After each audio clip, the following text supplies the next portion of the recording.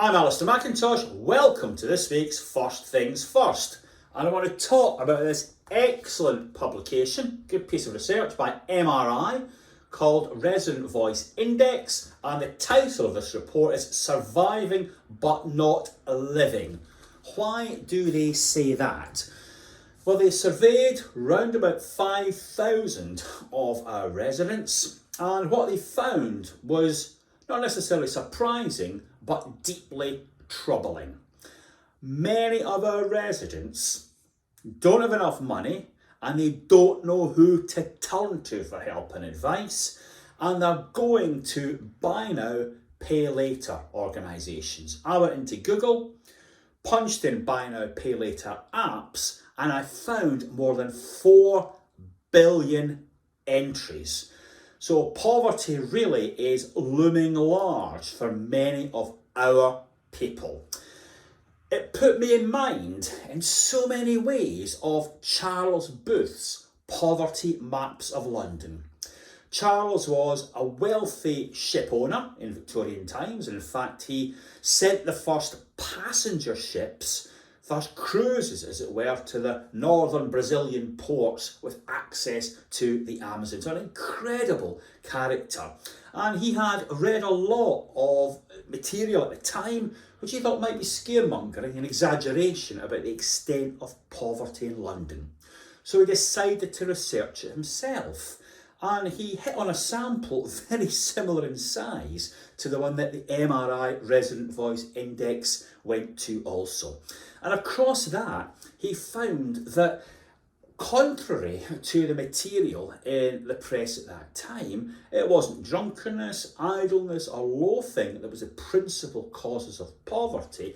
It was irregular work, low pay and illness. Now that strikes a chord, doesn't it? It's exactly the same today.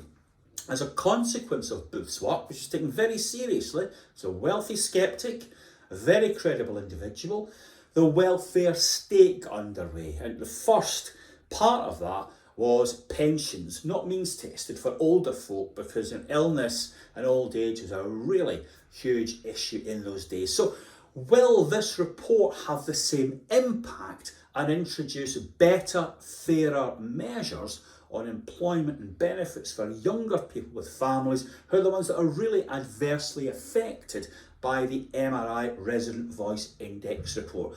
I certainly hope so.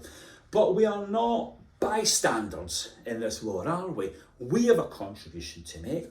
What are we going to do about our rents and service charges? We know from the research done by MRI that our residents are precision budgeters. As Jack Monroe said in a quote, they can manage to within 4 pence a week. Blimey, imagine if we could do that. So I think there will be real pressure to have restraint on rents and service charges, including the rents for shared owners, many of whom are key workers in the current round. And if we don't do that, I think stage left might appear the cost of living czar. Interesting article in the Sunday papers where businesses are condemning the cost of living czar for calling for price cuts when the costs for producers are rising. Sounds a bit like us. So I think we have to run towards the problem rather than wait for the cost of living czar to come to us. I know quite a few people who work for BT. They have voted overwhelmingly for industrial action to keep their wages up to speed with inflation. They really are struggling with the pound in their pocket receding in value all of the time. And there is an upside though to this BT strike. If the internet goes off, then you will have no more episodes of First Things First, and I will have to become Britain's #1 tennis player. Many years ago, I actually became a tennis coach in America despite never having played tennis. It's not that big a deal in Glasgow, I can assure you. And if Nadine Dorries is watching, this is lacrosse. Thanks for your attention, and I hope to see you all again next week, internet willing.